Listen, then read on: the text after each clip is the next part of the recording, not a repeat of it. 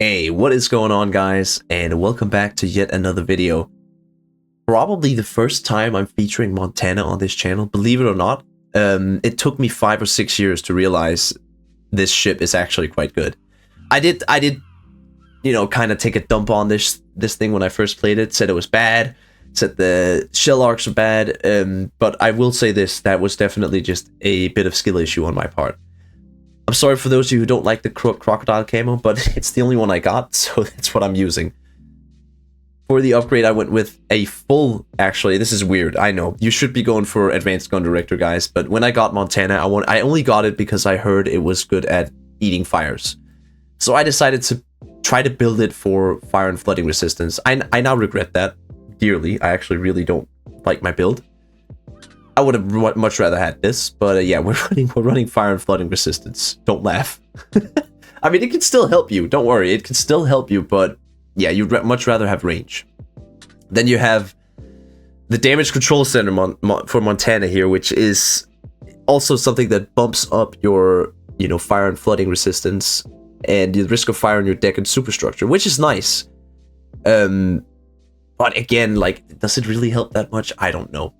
I still enjoy playing my super tank Montana, and it's really a ship that has grown on me over the time. I mean, 12 guns, 406 millimeters, good AA, very tanky overall. It's a good ship, man, and I really enjoy firing these guns. I don't know why, there's just something about Montana guns, and if we have any Montana aficionados here, I can't be the only one. Please tell me that I'm not the only one who feels like Montana guns just, they're satisfying, they're smooth in a weird way. But yeah, enough of that. Let's get into the game and talk about this ship. First off, I should mention the commander I have here. Very standard. And some of you are probably cringing by the look of me having main battery modification 1. Yeah, I don't know why. I think... Well, yeah, I do. I think the reason I'm running this is because in many of my first Montana games, I got rushed by DDs. And I found it was just nice to be able to turn my guns and fire HE salvos. So that's actually why I have main battery traverse. So yeah, very weird build for my Montana here, but a fun one nonetheless. I have nothing bad to say about this build. So yeah, now we're gonna hop in the game. Alright, well, here we are, guys, on our favorite map of all. Base capture on encounter. It's gonna be a blast. So we're playing versus a pretty good division here. We have Xerxes, Pervitin, and Sky, all sour players, and there's 2 Columbos, so I'm very happy I'm in a Montana, because Columbos, they suck if you're anything but a battleship. So this should be an interesting game, and it's pretty epic since we're playing a battleship. I can just kind of hang back, no reason to push, like in the beginning of the game, and it's a CV game as well. It was a Haku on both sides of the teams, so I think that's going to be pretty good for us. Montana does have decent AA, so... I'm not feeling too threatened. And we're going to go straight for the middle. I don't want to be out here where, the CV is first of all coming. And it looks like my battleship friend behind me is also leaving this flank. So we're going to go with him, this Colombo here, and just kind of wait to see what happens. Now, I said Montana is a ship that I had slept on, or maybe underestimated how good it actually is, or how consistent it is. I don't know why. I always thought that... The same with Yamato. I always thought that they were just kind of boring because they were the first battleships, and maybe I had an idea that they maybe were power crept. I know Yamato is not power crept. You simply can't power creep those big ass guns. But then I thought Montana has 406s. That's a whole 54 millimeters less than a Yamato. But you do get an extra turret, so 12 guns is also quite a lot. And you can see that hitting that Minotaur there with 7 shells, that even though there was a couple overpens and half pens and so what, still did quite a good damage. And I think the biggest thing I love about Montana is the reload. Having this rapid reload with a pretty good base reload overall is so amazing, man. And the 12 guns you have is just a lot of firepower. I find every time I go for a Montana game, nowadays at least, it's just a joy. But when I started out playing this game, I had a lot of trouble. Now, maybe you guys are wondering if Montana is something for you. Maybe you have it and are facing the same difficulties I was. First thing I was having trouble with this ship is the shell arcs. I mean, it shouldn't be a problem for me because I've played so many American cruisers that have these really, suborbital shell arcs.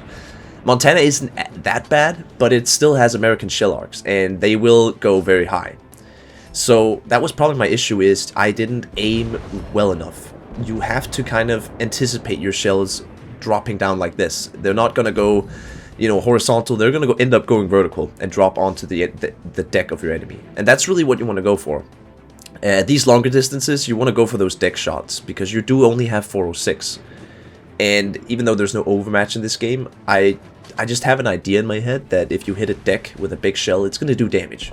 Now, obviously, some battleships have armored decks, very well armored decks, but something like a Colombo, yeah, that should be pretty easy to deal with. And you can see just hitting his bow with these 406s does almost 2,000 damage.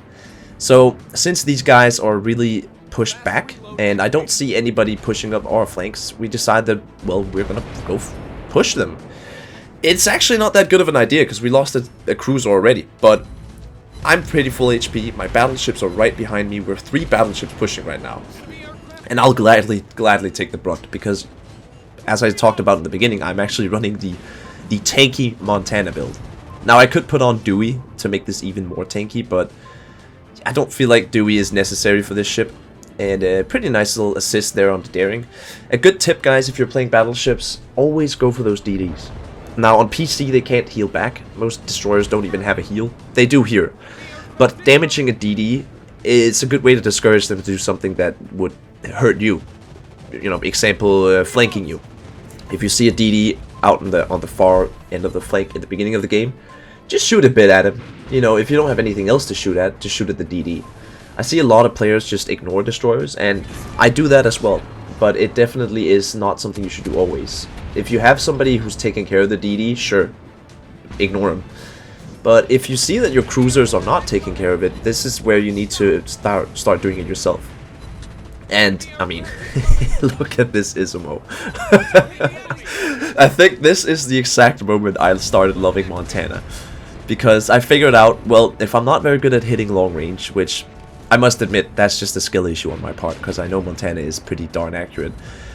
I just need to get close, and finding an Izumo like this is, I mean, it doesn't get better than that, bro. 4 citadels in, what, 40 seconds? Pretty funny, man. So, yeah, I don't know why I slept on this ship.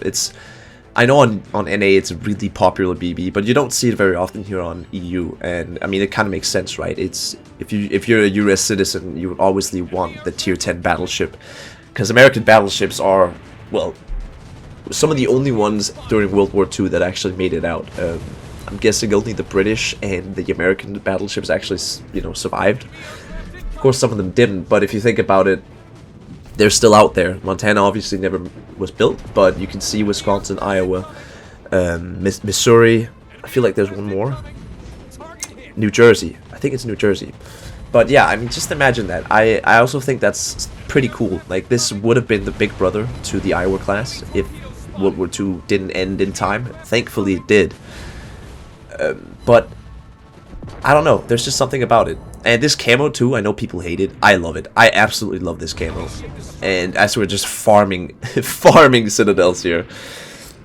I mean, this the point of this video was not really anything other than some good gameplay and just me realizing that I have been an idiot for not liking Montana. I can imagine there's a lot of Montana players right now being like, he finally saw the light. He finally realized that this ship can actually do damage. And I think it's just the whole package, you know, the fact that you have consistent alpha damage, you have a fast reload with rapid reload as well, you have AA, you're tanky as fuck, you're fast. It's a really good package, man.